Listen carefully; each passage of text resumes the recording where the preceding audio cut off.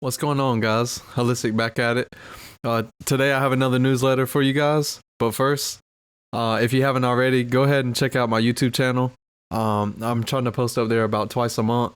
And if you haven't already, subscribe to my substack. That's where all the newsletters come in and any updates about what I'm up to. So feel free to subscribe and let's get into it. This week, the topic is going to be called Ideas in Motion. There's a lot to say about the topic of inspiration. First off, inspiration is a powerful tool. To all the artists and creatives out there, you know this to be true. Paired with momentum, you feel as if you know exactly what it means to be productive. Inspiration. To spark motivation, creativity, or emotion in someone. To move them in a way that makes them want to act, create, grow, or become better. That was the best inspiration definition I could find. It really encompasses all of what it means to me and why it's so powerful. So let's continue on, guys. When it strikes, it's important to pour as much energy into your craft as possible. It can feel like a fleeting thought you meant to write down if you don't use it while it strikes. The real sauce? Inspiration doesn't come before the work. It comes from the work. For me, taking action normally means jumping into FL Studio or simply jotting down words that come to mind, sometimes with the keyboard in front and sometimes with the guitar in hand. Either way, when you feel the onset of inspiration, accept its presence and be willing to work with it.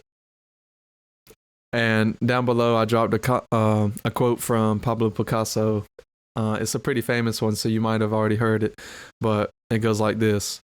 Inspiration exists, but it has to find you working.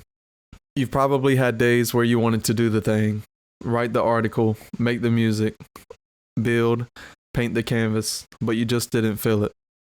So you wait for the motivation to kick in, for the right idea to hit, for the spark to get you going. This is one of the ways to ensure that inspiration doesn't come around. Trying to be forceful with the task will certainly make it harder to allow any creative flow into your work. And down below, I dropped 3 tips to help you guys. If any of this hits home, let me know down in the comments. But here's the 3 solutions. Number 1, don't begin your work with a heavy goal. Start with just opening the project or first brush strokes on the canvas. Momentum is more reliable than motivation. Number 2, build a work before you feel like it habit. After coffee, open your notes. Before bed, write that idea down. After working out, open up your laptop. These will get you in the motion before talking yourself out of starting. Guys, when this clicked for me, it really makes a lot of sense. You just don't want the bar to be so high to where you feel like you shouldn't start, or you could always wait till tomorrow. Number 3, set a 5-minute timer. It feels small, but trust me. Give yourself permission to commit 5 minutes and stop if you're still not into it. Just starting is enough. Starting small beats, not starting at all.